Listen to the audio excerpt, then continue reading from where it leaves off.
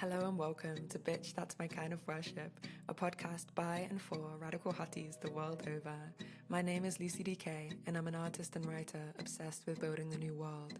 This podcast is here to guide my fellow revolutionaries as we step into a collective healing journey that centers truth, justice, and returning to our limitless power. I will share practices, guidance, and conversations to keep your internal fires lit so you can let the old world crumble without fear and step into creating the future you were born for. It is our duty to fight for our freedom, and it is our duty to win. Hey hotties, today's conversation and alternative Sunday sermon features the incredible Akissi Bookman. I came across Akissi on Instagram where her reels, which feel more like transmissions, honestly, transported me to a deep embodied frequency, and I felt that I have to know this person. They speak about decolonization, ancestry, somatics, so many beautiful, interesting, activating things that I feel like are so central to our paths as healing revolutionaries. I honestly, selfishly just wanted to have this conversation for myself to commune with and learn from Akissi. But on having the conversation, I felt just how powerful this will be for our collective as a whole. So I'm really excited for you to listen to the conversation, to really absorb the codes that I feel like come through everything that we speak about. And I'm really excited to welcome Akissi into the Radical Hotties fold. Enjoy. Well, maybe we could just Yeah. start off actually with you introducing yourself to the Radical Hotties. Yo, okay, cool. So my name's Akissi Buchman. I am South African and half Ivorian, but I was born in South Africa. Um, and I think this already created, considering like the South African political climate and the kind of the history of our country, a lot of like identity politics came to the fore, especially when I came actually from back from Zim, because we left when we were little kids. And so coming back into a very, like, as a kid, you can feel like this very politically charged, like, what's going on? Why is my identity almost a threat? Or why am I being classed like this? So it was a very jarring experience. It's like, oh, I can't just be me. I have all these things that are attached to me that other people are also perceiving, right? So I guess from that point, I was like, oh, and now I have to learn Afrikaans, right? And so there are a lot of these things where we're trying to like climatize to South Africa in general. And then obviously later on, like we got more accustomed to like South African life. Um, but also you realize the class disparities, right? Obviously the gender-based violence, gosh, the racism, the colorism. There's so many, there's so many levels to this South African, and I'm sure, globally, but specifically in South Africa, I think that informing who I am today and like the things I've done to reconnect with ancestral wisdom. In university, I also did like a an arts degree, right? And it taught me to really think about those layers and really think, like the personal is political. That's where I got to, right? Um, and so there was a lot of engagement with this on an academic level. So these ideas on, decoloniality and this and this. And so you get those basic frameworks. So the France Fanon, and you're getting into that space and you're very like, I guess you're kind of quick-witted with it. You think you know everything about all of the things, but like what I've really started to, and I think this probably started like 2 years ago, is really integrating and embodying what all of that information does to the system, right? And it was like this awakening of like, oh my gosh, no, there is something so much bigger and so much more interconnected, right? So you look back on these experiences you've had in your life and you're like, oh my God, they kind of all thread together. And as an artist too, I realized like the work I've been making is calling to this, is calling to this like spiritual thing that I didn't know how to name. I know a lot of people like to class things as woo woo, but I'm like, no, this is very real. You know, this is a very real experience, and we need to be able to honor, Yes. right? Like honor not only like our own journeys, but the people, who are we from, right? So the people that have created the tapestry that we are today. I think that's been the real driving force behind my decolonial practices or my anti-colonial ways of thinking, or trying to kind of get to those spaces, or at least get people, planting seeds, trying to get people to understand, like, this is all encompassing. This is not compartmentalized. We do not live compartmentally as much as we'd love to think so. The move away from this hyper individualistic kind of way of being into a more collectivist practice of community, communion with spirit, with the material, the physical reality. Yeah, it is so crazy hearing you speak about this, because this is why I love the internet and moments like these. When people are so embodied, you really feel the frequency. That's how I Oh, felt when I came across your page. And I was just like, oh, wow, like this person is just beaming and embodying like the truth of this path, right? I yeah, really yeah, also yeah. had that experience of the personal and political and academia and uni and like all of those ideas, and then coming into the world and trying to understand, oh, like how do I actually embody these? And then coming back to spirit as the root and the gateway to doing so. And it surprises me actually when you say that you only came into this like deep awakening maybe a year or so ago, because I feel like you're so deeply sat and embodied in the truth of it. And I think when you speak about the direct experience as well, that's something that is keeping me up lately, because I think, Yeah. especially for so many of us, right, where we have these identities where we have been so severed from spirit in different ways, like through colonialism. So often, speaking for myself, and I know so many in my own communities who are so skeptical of spirituality, right, because of the ways it's been shaped and the ways it's been molded and the ways it's been violent. And to actually then start to connect with, wait, like, how can I connect with this in a way that is not about religion or is not about being told what to think or how to feel, but it's actually about my own direct experience of what it means to become expanded, to become embodied, to become the person, the true revolutionary who can activate Exactly. these practices, right? Like, that's so powerful. Yes. No, I love that. Yeah, 100%. It is the awakening part of it. It just to like go back to your like, Yes. the maybe the shock of like it being only a year. I think more the Mm. awakening was like, oh my God, this has been this process for this time. And this is like me finally going, oh, that's what's happening, So letting it finally settled in the body. So like, you create, you learn, you're doing, why am I drawn more to this? Why am I drawn more to that? Like, I think what I mean by like that spiritual awakening is like finally going, oh my God, this is the nexus. So this is the nexus of all of the ideas and the things that have really like impacted me, all the traumas, all of the gender-based violence, all of that, and like putting it into context in all ways. So like the spiritual context, the Mm. ancestral context,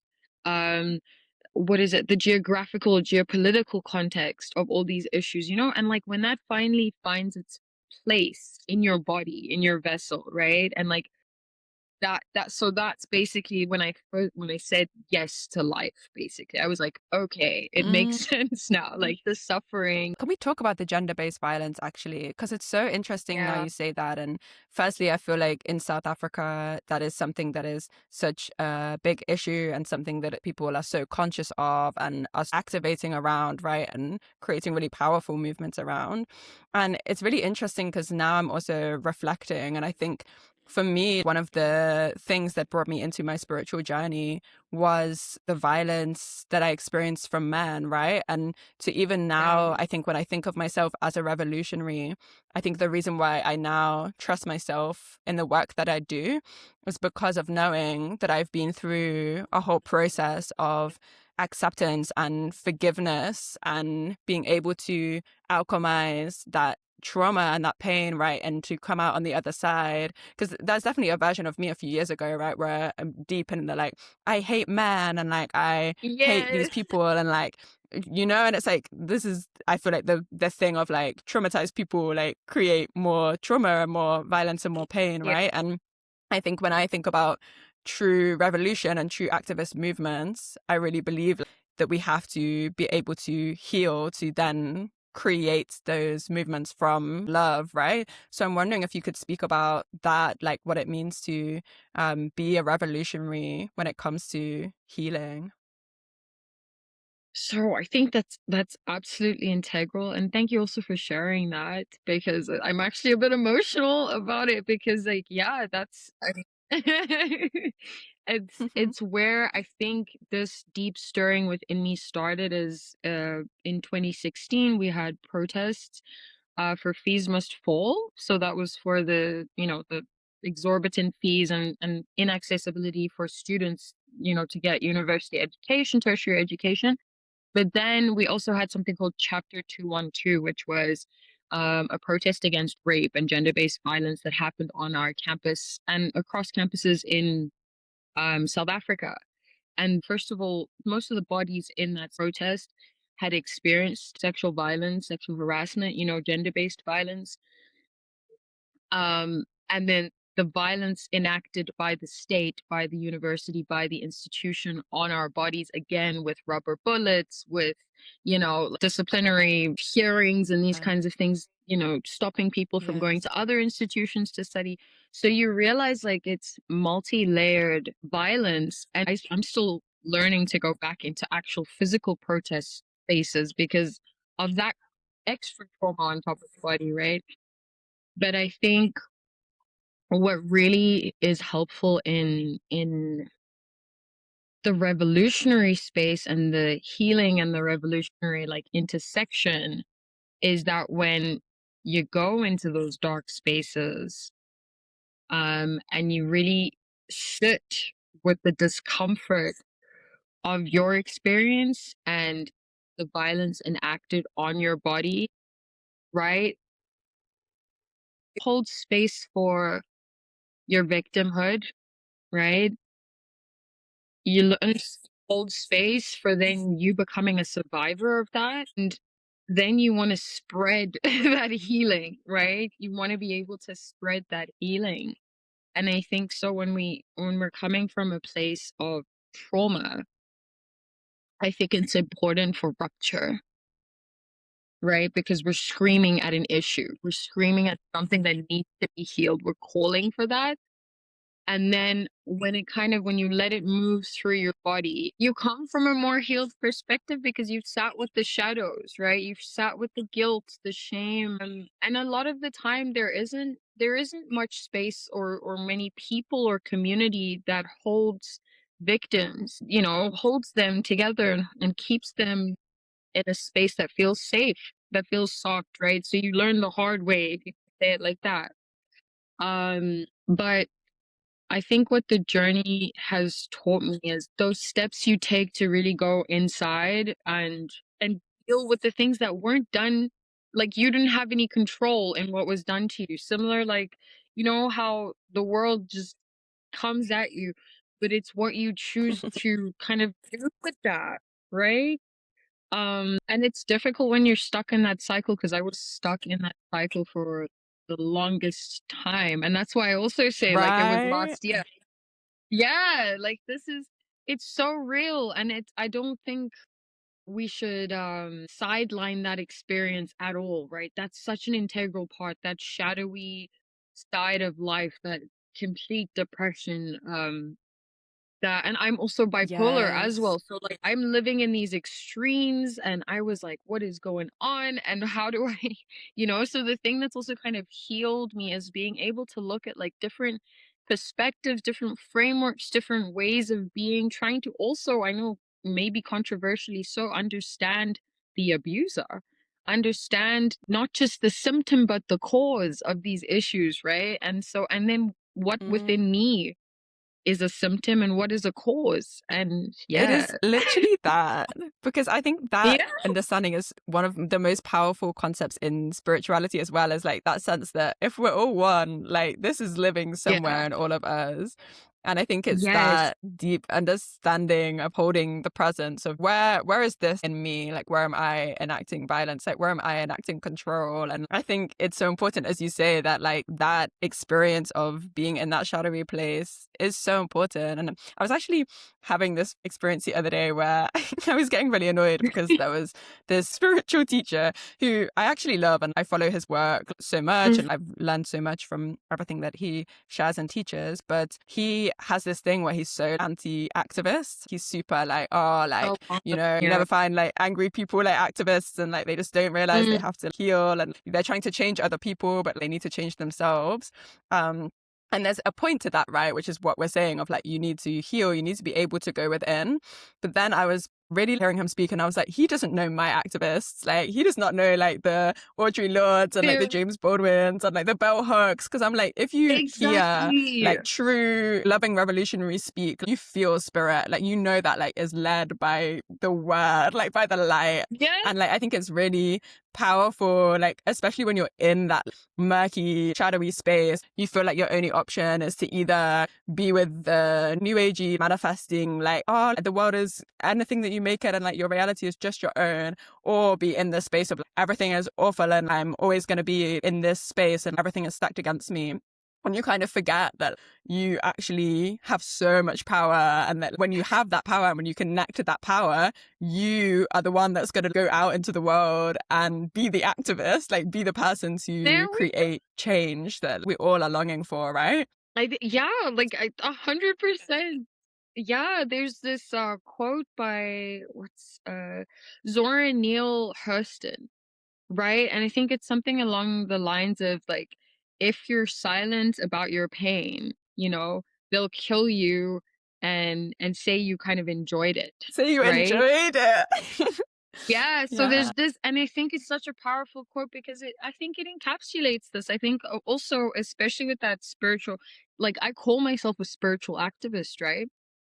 Not only because of like my limitations, I guess, in terms of being able to sometimes go and be physically present and stuff, but also in the sense that, like you're saying, like the the spirit is there with these you know, people that we look up to, like James Baldwin, like Toni Morrison, these people that when they speak, even Nina Simone, or, you Mm. can feel that Like, it's try not saying that just that's them in not the spirit room. and Nina Simone. Like, There, you know what I'm saying? Like, you can feel that there are thousands of other energies in the room with them saying, yes, say what you need, say it from, and I think also another layer to this, right, is us being humble enough to the learning journey, and like humbling ourselves to the fact that we maybe don't know everything, but what we are, being called to do is to kind of come out of this perfectionist state, right? Of like, okay, we know how everything works, we know how everything is supposed to align. I think that's an interesting point also about the like the new agey kind of side of things, where it's like, yeah, manifestation, let's just ignore like the realities of the world and the suffering. But actually we need to look at the balance and the what is coherent, really, what is incoherent and what is coherent about this experience, and from there kind of like shift and pivot, right? mm, yes, you spoke about all of the different energies, like in the room with these people, like all of the different energies around Nina Simone, like when she's Yeah. singing. I'm wondering, like, Yeah. what that looks like for you, and especially in terms of like walking with ancestors and walking with lineage, and just these different like elements of spiritual support that I feel like are clearly part of your life. I'm wondering if you can speak about how you came into connection with those energies and what that looks like for you. Absolutely. Wow. Okay. So it was strange. I learned a lot from obviously being discerning on social media, but like learning a lot of concepts because I'm like a visual learner as well. I like to listen and but in terms of like the ancestral path and like ancestral veneration specifically, right? It was a conversation with a someone who reached out to me on social media. I have a spiritual mentor, but this was another occasion. But it was like you need to sit in the water and you need to introduce yourself to your ancestors, right? And then it was so interesting. I came across another video yesterday, just before this, that was like, oh my god, this is a beautiful way to kind of frame it. This woman, I think her name is Widera, but I wanted to also like share some of her, I guess, the kind of like ways in which you can engage with ancestors and the importance of this, right? Is like the importance of your name and your African name, Mm, right? Your yes. namesake, because you came from, a Mm. people. Who are you from? This is that question again, right? And how you introduce yourself with respect and from what position you're also approaching them, the reason, your intention to approach ancestors, right? um and I think also the humility of this interaction, right? I don't know if I'm making sense. I hope I am. Yes. No, you are. uh, Yes. Mm. yeah. So I think a lot of it comes from being very connected to nature. It seems it's very simple on the surface, but to be connected with nature, to sit in the soil. I saw your video about the trees and the knowledge from the trees, and I was just like, yes, like, and how people heal, or how the trees heal, and how maybe we should like adopt this as a system. But I saw this like correlation because even our connection to our ancestors is a relationship that must remain consistent, right? And must remain respectful. And even though they are here also to do the things that they need to see for you to be successful in this lifetime. And I mean, obviously, there are different definitions of success, but is that abundance from within? Is that wealth? Is that health? What are the things that you're calling on them for, right? Um, there are certain desires placed within you that were placed there for a reason. And I think your ancestors are a huge part of that. And the way that I think of ancestors are as living energetic imprints within your vessel, right? Within your coding, um, that you call upon, um, with respect, humility, and an understanding of your positionality and your readiness to do so. Yeah, it's beautiful the way that you speak about it, and it's funny that you say calling upon your ancestors, because Mhm. I feel like they're also calling upon you, right? And it's really, I Wow. think the first time I really understood, when people say like you have a calling, and I'd always only heard that in more of a vocational context, or in terms of Christianity, or when people are like called to the priesthood, or these kinds of things, right? But I Yeah. think it wasn't until I really felt the calling of the ancestors that I was like, whoa, like this is something that is in me, but is also coming from outside of me, right? And Yeah. it's funny you're mentioning water as well, because I feel like water has been a big part of my ancestral awakening too. It's like you realize you're like, oh wow, like the water is activating. Yeah. Like there's a lot happening with this water.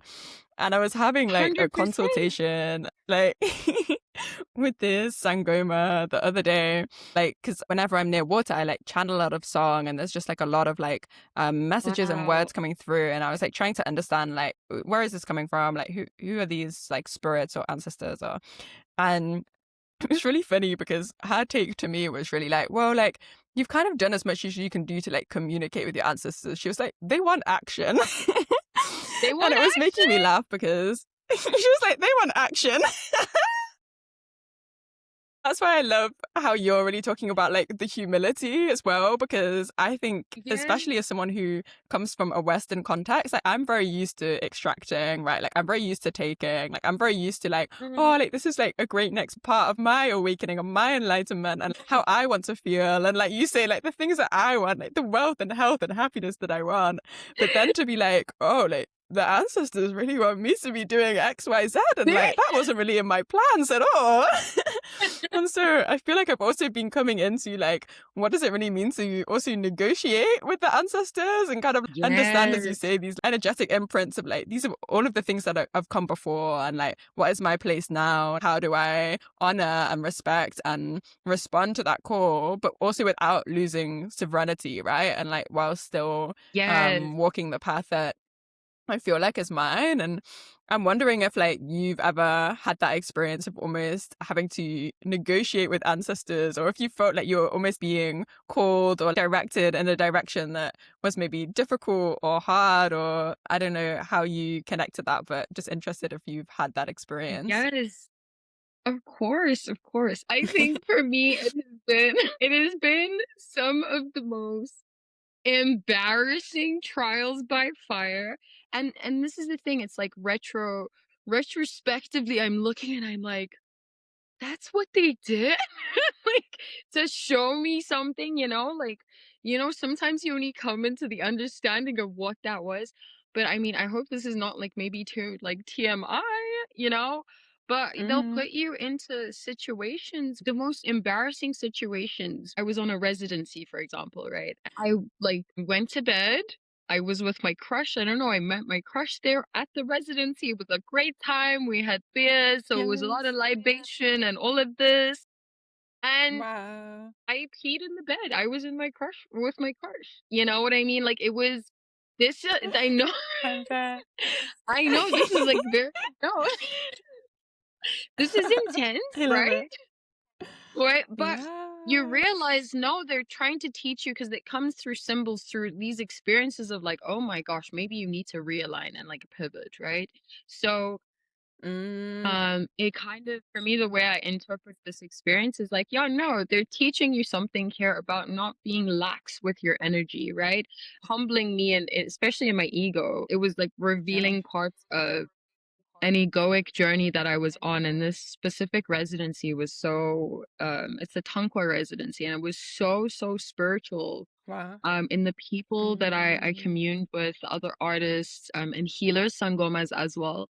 And it was with this sangoma that I like had this experience with, and he was just like, "Yeah, no, you did what you did," and I was like, "Oh my god," And then there was still this love, this understanding, and this is how I came to understand. Okay, no, he was aware of the fact that this is also this was also very ancestral for me because um yeah, they'll do stuff like that, or they'll I remember this is also another, it's not an embarrassing story, but a more I guess violent story where I'm walking home one night, um and three youngsters actually apprehended me, and one started stabbing me for the stuff I had in my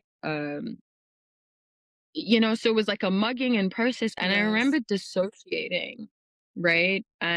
Mm, And just going, whoa, whoa, whoa, whoa, whoa. I was literally like mm, this, whoa, whoa, whoa, whoa, what's going on, dude? Like, what's happening here? My name is Akissi, and I don't know why. I still to this day, like, I don't know why I had to wow. say my name, but I said my name, right? And this, in this moment, humanized this to this. I think he was about 13, 14, and I think it was some sort of Mm, gang initiation that was happening. But as soon as I invoked the power of my name in that moment, mm, it's almost like I saw in his eyes, he was very confused, but he said to me, "My name's Anele," but he was confused, right? And so in that wow. moment, as well, I think about it, I go, the power of a name, right? The power of your name to be able Mm, to humanize yourself, to be able to, and this is ancestral protection, right? And then I also linked this back to a crazy dream I also had about a giant like snake, the dream world as well, and how they communicate with.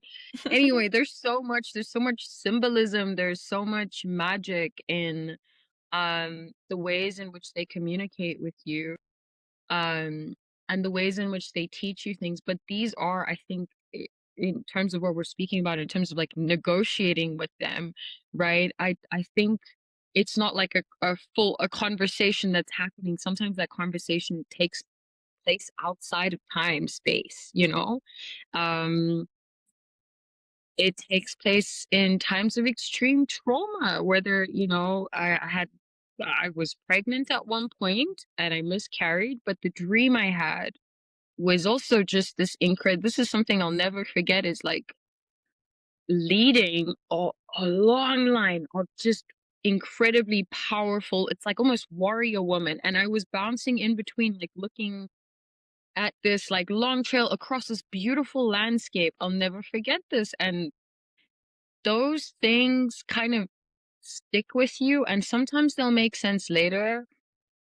Um, but I think a lot of what these negotiations for me with the ancestors have been with is through my art as well. I have to like, yeah, like through my art and painting and creating immersive experiences, like this is how I'm connecting, you know? As you are describing it, it's a different language, right? Like the signs and the Yeah. symbols and the dreams and even the peeing in the bed, the things that occur, we're sometimes expecting a clear answer or a clear message, but actually it's like Yeah. you're almost being taught to speak in a different way. And I think that's why when we think about indigenous wisdom, ancestral wisdom, it is a process that takes time because you are learning a whole new way of connecting with information. Absolutely. Information is just being delivered to you in a way where you have to allow it to come into your body, to connect with you when you're sleeping, to it's a different, mode of communication. I'm just thinking about how vulnerable these encounters are. Yeah, it's the ego thing as well, because this was my experience lately where it was almost sometimes when Mm. you're on an ascent, at least I find this, and I think partly for me as well, it's part of my dual heritage and being European and also African and being the colonizer as well as the colonized and inhabiting these different identities and energies and seeing how to decolonize those parts. But what's so interesting is then part of that is like sometimes coming on what feels like an ascent, right? Of like, these things are coming to me. Maybe I have some wealth. Maybe I have some power. Maybe I have some more proximity to whiteness. And then like Mm. seeing like what are you gonna do, like, the test, like how are you gonna use this, like are you Yes. gonna give up your people, are you going to sacrifice your truth, your values, your belief?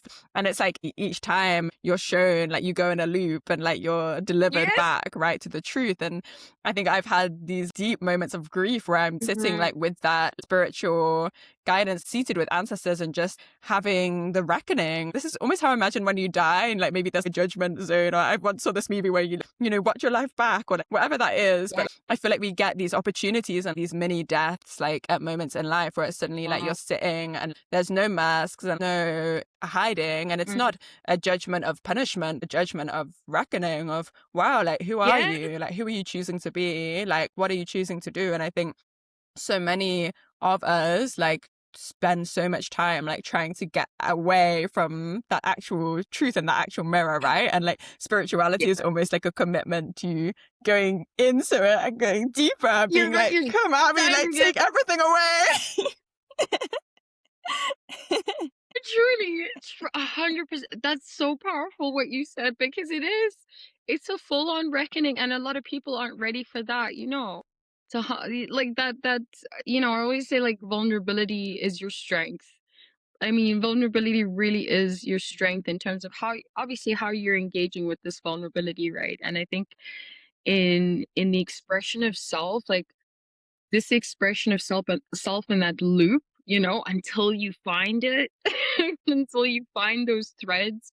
What threads are you holding on to? Even also like being mixed, culturally mixed, and then also in the context of South Africa, racially mixed because of colored and black heritage, right? And I'm sure you can also like um identify with this, like the cultural displacement of sometimes not knowing how to engage with your ancestors based on their own wars that they fought as well, right? Like there's the physical Yes. ones, and then there's like but they're all living within you, and you are that, like the Mm. embodiment of that. You're that liminal space that they get to speak through, and Yeah, they I get think to a fight lot it of out.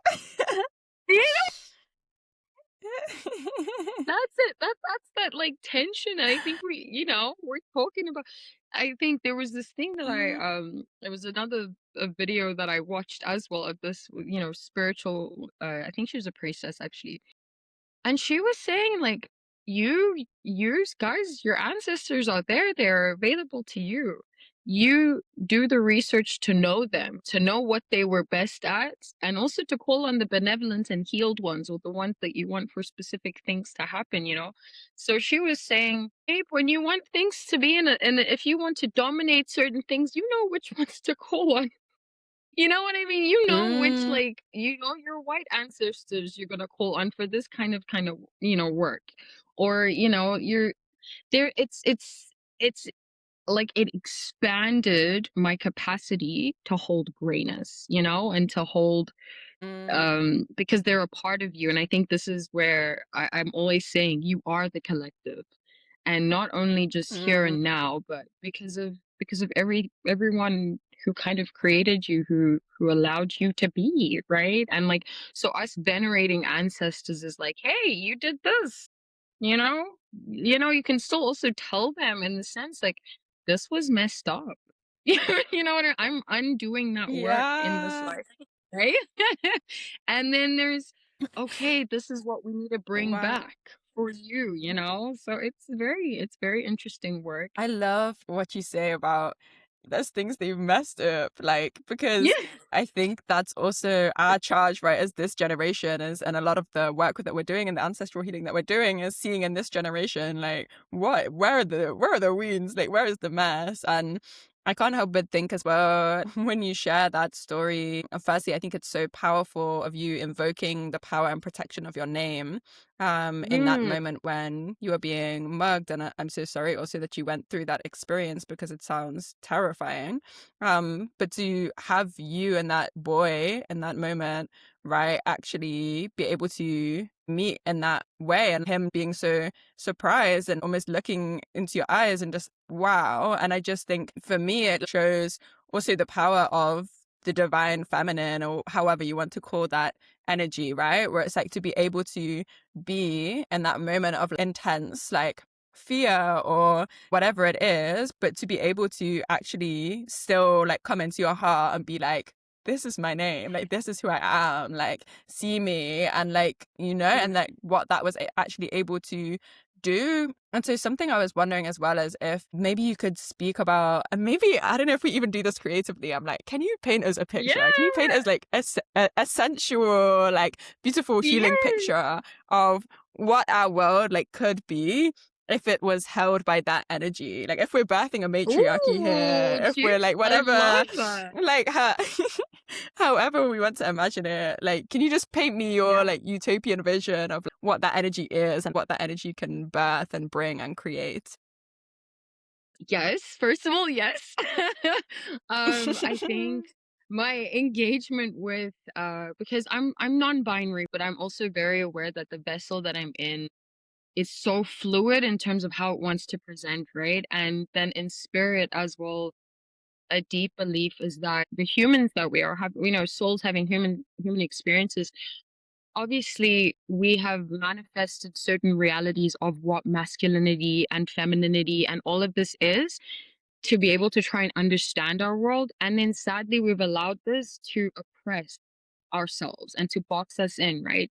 So for Yes. me, the divine feminine is so important, but it's that rageful, that sacred rage of a manifestation of of not an idea, but a frequency, maybe we can say, aside to all of us as beings, that a capitalist, heteropatriarchal system has forced us into being one way. And so therefore we have a right to say, no, I am this and I'm fighting against this. The rise of the sacred, the wild woman, I'll say, not to be exclusionary at all. Every being to me Mm, deserves liberation, right? And to exist freely. So yes, uh, yes.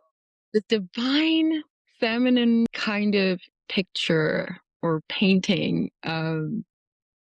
in my mind is the self-actualization of every being to understand the importance of creation, right? The importance of being able to Mm, create, and also the importance and reverence of us being created, right? Like our existence. And I think it deeply ties into matriarchy, right? To really hold at the core of a lot of our like our socioeconomic systems, geopoliticals, all of this under a system of matriarchy which centers life.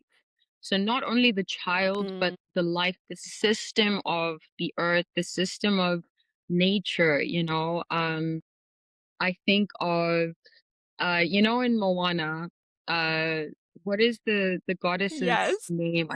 Yes, it's giving that. It's like, I'm like so glad you referenced that movie. oh my god. Oh my.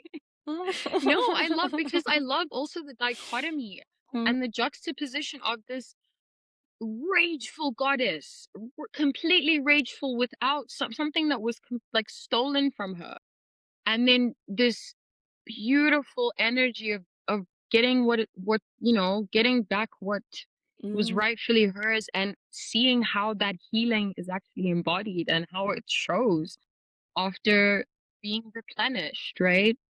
And that for me is kind of what I want to see for the world, is us getting that totem back in all of us, right? However we are presenting, right? You know what I'm saying? Like, however we are presenting in this world, to feel a wholeness, so that we feel mm, abundance, so that we can expand our capacity. Um, so that our wombs, those who have wombs, are revered, not in a hierarchical way, but in a devotional way, that this is, this means a lot. mm. I mean, even in the ways that we're now learning. I mean, I can't believe that it's what, like last year is the first time I was hearing, if you have a womb and like you have your eggs and everything, that the sperm, it's not the one that gets there first, it's the one that the egg chooses. You know what I mean? This is a little microcosm of, it's very interesting. And then the learning that no, they've never really studied the the womb holder's body with reverence. Never, right? It's only because of Mm, extractive purposes. I think also, I forgot the woman's name sadly, but the case where they kept her, she was declared actually like medically dead, and they kept the fetus they kept her as a vessel. And so this objectification of the feminine body, the femme body, right? It just coming into the physical, it's been that way, right? And so when we have a spiritual awakening, and because this new era is definitely that of the divine feminine awakening and rising up against something that has been just so destructive and so extractive. um I remember I was even like I was warning an ex of mine. I was like, you are not ready for, and we were still together at the time, but like, you need to be ready for the devotional action of revering women, revering femmes, and that feminine um expression. Because actually, if we think about it, we are the protectors, we are the providers. You know what I'm saying? We are the ones that hold that space. We are the ones who have that, yes. like, and I don't want to like just put it to one, assign it to one gender, because it's really not about gender. It's about the spiritual expression of these aspects of us. And I think a good or a beautiful way is like the yin and yang, right? So if we're looking at Mm, humanity, like, there are roles that, yes, will be played, but they are not confined to what vessel you are in. This is, and I think that's yeah, what it comes down to for me is how do we all find a sense of safety within our bones, in the physical, Mm. that is, but also in the spiritual, right? I love, firstly, you using that language and speaking about the femme provider, like the protector, the provider. Mm, And you're completely right to say that it's not about gender at all. It's about the divine union, like within each of us, right? And the fact that mm, all these energies are present within each being. I feel like coming into union is a collective union as well. It's balancing all of these things. yes, But yes, it's beautiful to think about when we are each able to feel deep safety and deep embodiment. And again, I just keep coming back to that image of you in the street being literally stabbed and mugged and still being like, I am me, like it's like that energy, like yeah, that groundedness, like that's, safety in an unsafe situation. Like it's mm. that actually allows us to come into union, right, in whatever form that is. I'm also creasing at you telling your ex like you do not have the capacity to devote to me yet, or to just devote to this expression, because I feel like I've also had that experience where you're like, do you realize that you might want to date me, but it will be an initiation and like you might not be ready for that. Oh Um my God, I love you said that. Mm. But it's so true, right? And I'm wondering as well, like we spoken about ancestors and ancestral wisdom, and I feel like coming into this power and what it really means to embody it. The words, the ancestral dance felt super activating when we were talking about them. And I was watching this video that you posted as well, where you were really like, the somatics of just working and shaking and like Yes, moving the body. And I'm wondering, when you think about all of these pieces that we've discussed today, like the safety, the groundedness, the rage, right? Like that Moana goddess who's like, I'm gonna get yes. back what was taken from me. How do you Mm. use your body to do that? Like, how do you use your body to reclaim your energy and reclaim your energy from every realm, right? Yes, 100%. Oh, I love this question. This is a beautiful question Mm. for me, especially having roots and being half Ivorian and knowing that this act of twerking, I think originated. There's different manifestations of it all over the African continent, but specifically twerking mapuka, it's called in West Africa from Ivory Coast, actually, which was such a great thing to, come into communion with, this kind of knowledge of shaking your hips and knowing that your hips are your root, right? Where you store that and then also seeing, obviously, there's been like westernization and like, of this in media and pop culture and stuff, and like twerking has then been demonized in some sort of weird way, but it is also a very revolutionary act of releasing, and I know you don't necessarily release trauma, but to release stagnant energy, right? And so when I'm twerking and moving the body, it's because you're physically moving energy in this vessel, right? And with intention. So the shaking of the hips is the releasing of things that have been stuck there, especially as a survivor of sexual violence. Like I still deal with this obviously in my intimacy with other people as well, even with myself. So this releasing of this energy, it's allowing, the root space, your place of receiving of, of true cosmic wisdom as well. When you're shaking that, you're shaking up the energy that has been held there and all of the trauma that's kind of been built up. You're allowing that to kind of come to the surface. So it can be a cause for celebration. It can also be a time of deep grieving after that. Um, there's something very interesting to say about the fascia, right? The whole system of fascia in our bodies. There was a study done to say that, fascia is it's not water, but it's a kind of water state that we're not 100% aware of yet. But because we know water holds memory, right? And then you were speaking about this water being so activating, and so the fact that we're also 70%, right? Water. This is very important in terms of that movement, that intention, that, speaking into the water of your system as well, right? Um, Even when you're watching tribal dances and ceremonial dances, like we have this incredible dance called the Goli dance, and they wear these beautiful masks and they become the spirit, right? They become the intercessor. And so even a simple act of like twerking, like, once a day is like this nod to your lineage, and I was depressed for so long, and I was physically still. That's also a thing. You're stuck in bed. You can't do anything. Your energy isn't moving. And so when I realized, no, you got to like move something, because that it gets the ball rolling, it gets energy moving from one place Mm. to another, blood flowing, water flowing. It's really amazing because, again, this is one of those things where you experience it directly in your body, right? But when I hear you talking about water and the fact we're so much made up of water, and like that water holds memory and Yeah, all of these things and the fascia, I love starting to understand how some of these things actually work, because something that I feel more and more sure of lately is just like spirituality is a science. Like it's just a science that there we we just go. don't know much There we about, go. right? And yeah, like I find it a lot with sound, especially because I feel like a lot of the healing I do of my own body and energy healing is so connected with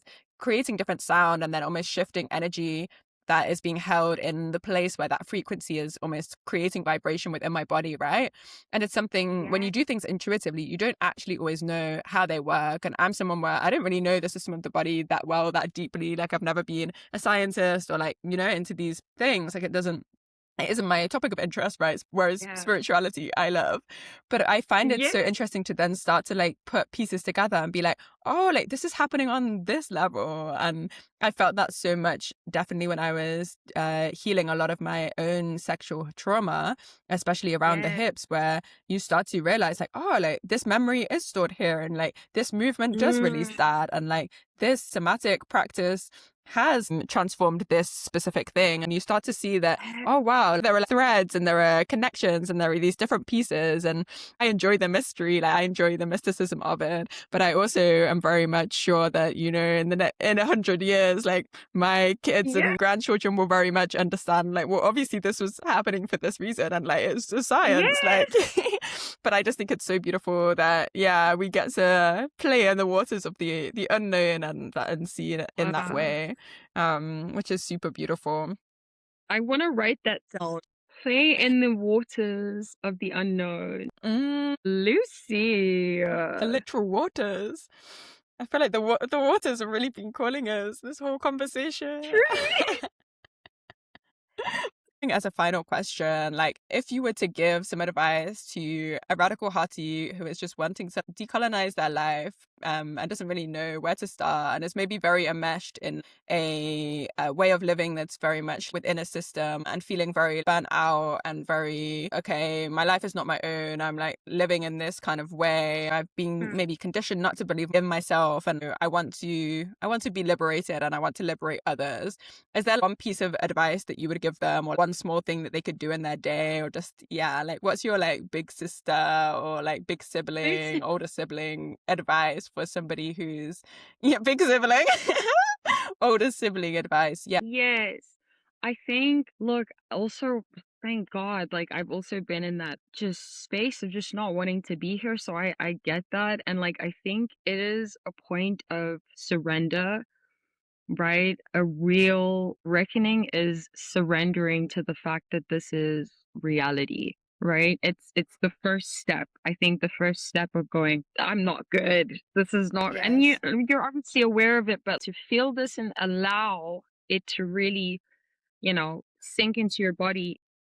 I am feeling this way, but why am I resisting this feeling as well? Why am I, and not in a way that we wouldn't want to Mm, resist, the feeling of being so down and out. But when we're thinking of metacognition, of thinking of how we're thinking about things, this can really help us, get a bit of perspective.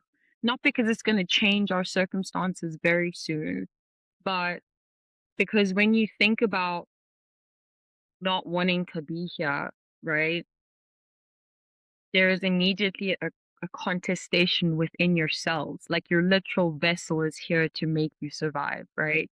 So there's that tension that we work with. But in terms of a more practical practical piece of advice is to make the decision, or to make the decision with the universe. I always call my relationship with the universe kinky, because to come out of that, I was like, you're either going to treat me the way I deserve to be treated, universe. I don't want to do this anymore. But it was like, it was so bratty of me. But I didn't allow, before I hadn't allowed myself to get to the point of surrender where I was being a full on brat with the universe. And I was bratty about it, and I said, you know what? I have tried. You've seen me try. You have seen me do this. Like I can't even get up to like brush my teeth. This is not what I was put here for, you know? So you need to show me, and to say it out loud. I mean it. Like for radical hotties, to say it out loud, to say it out loud with themselves, whether that's in the mirror, whether that's when they're stuck in bed. Like, I am meant for more, and I deserve more, and I am a baddie. And even if I don't feel like I am a baddie, I know that this tension within me is evidence of hope and evidence of a life that can expand. And I need to be okay with that, those steps, and that discomfort, right? But to also know that there will be people along the way, there is going to be medicine, let me say, along the way that you're not going to want to take, but sometimes you need to take a little bit of that medicine, you know? In like a practical sense, I didn't want to accept help from certain people because I thought I was going to be more of a burden, or I didn't want to do that because of my, you know, the perceptions and all. Sometimes you just humble yourself to the Yes. fact that, hey, I need help. Let me receive kindness and help and love, even from a source maybe I don't feel Yes. 100% from, but it's the step, right? It's that uncomfortable step, but get the Yes. energy moving. Mm. Amen. That's a beautiful Amen. prayer, actually. And I love that you say to say it out loud, because I feel even the speaking of something alchemizes it. Like, it's the quickest way to move something that you're feeling within yourself outside of yourself and be, yeah, like, this is how I'm feeling. Universe, Yes. be a brat to the universe. Amen. Yes. Amen. Amen. Amen. Amen. 100%. And I wanted to ask you a question too. I know that process of externalization and voicing is so important, but what do you like what would your advice be? I love that question, and I love this conversation so much. I feel like I'm going to be listening back multiple times to really get my guidance. But I Oh, think for me, there is a real truth that surrender is not just getting to the moment where you're asking for help. Like, I think I used to be like, okay, these are the things I need, or these are the things that I want, and please, as you saying, like, universe, show me. But I think what has deepened my journey and my practice is getting to a point where I'm truly willing to let go of the things in my life and know that the path that I'm placed upon will be better, and like the things that are taken away. And so one practice that I actually got from the spiritual teacher I was just dissing earlier, but I yeah. love this, is to, after, you know, anything like terrible or that seems terrible, right, Right. happens, to truly get to a point within yourself where you can say thank you, like, I know this is for the Ooh, good, like, thank you. And he yes. even had an example of when you have an ex, or like when you've gone through a breakup, and like the best like thing that you can do is like to pray that they, you know, meet the love of their life tomorrow, and that, like, you know. And I think there are so many ways that we think we're so, you know, on the path of love and da da da, but like there are still these like icky or like small feelings that come up, Yes. right? And I think to be able to be somebody who's truly able to say, like, wow, you know, like, all I want is for like every other being to like feel love in this way. And maybe Yeah. it's not a practical step of like a first step, but I think the first step is to allow control to be given up, because I think so many of us, we've been Yes. so conditioned into fear and scarcity, and like really holding on to like, I need to control my life because like it's already hard enough as it is, and if I let go of control, what will Yes. happen? Yes. But I think for me, the biggest learning has been like, oh, like release it all, like release control and see what comes in to fill that space, right? And for me, definitely, I've then seen such miracles. Absolutely. No, absolutely. The letting go. I love that. Thank you. Thank you. Thank you so much. Yeah, thank you for sharing this beautiful, amazing conversation with me. Yeah. It's been amazing. Can you tell people like where they can find you online? Because I'm sure everybody is going to want to find you online and see your amazing transmissions. I won't even call them reels or videos. I'm like, these are transmissions that you're sending to the collective. Thank So you. where can people find you? So you can find me obviously on Instagram. I'm working on Upscrolled, so we can move to that platform. And I'm also on TikTok as Poku Priestess. And yeah, I like the space to be, you know, a combination of things. So it's not just one thing, but like it's my music, it's my art, it's my political and philosophical kind of thoughts and learning journey along the way. And then I'll have a website up hopefully soon. Mm, amazing, beautiful. Yeah, I can't wait to see the website. I can't wait to see all the future work, all the future songs, all the future everything. And I'm sure, seeing Thank as you. now hopefully we'll be in the same country, we'll be able to cross paths in the Yes. non-virtual world soon as well, which will be amazing. Yes, I look forward to that. I think you're an absolute star. I think you're doing the work and you're doing it for the collective. And I think this is something to be revered and to really respect. And I do respect this of you, Lucy. Like you have I don't want to be like too, but you have beautiful things coming to you. And I hope you know this. I'm sure you know this deep down. Um but yeah, I'm excited for your journey too, and I can't wait to meet you again in person. You've been listening to Bitch, That's My Kind of Worship, and you can follow Radical Hotties on Substack for more where that came from. See you next time.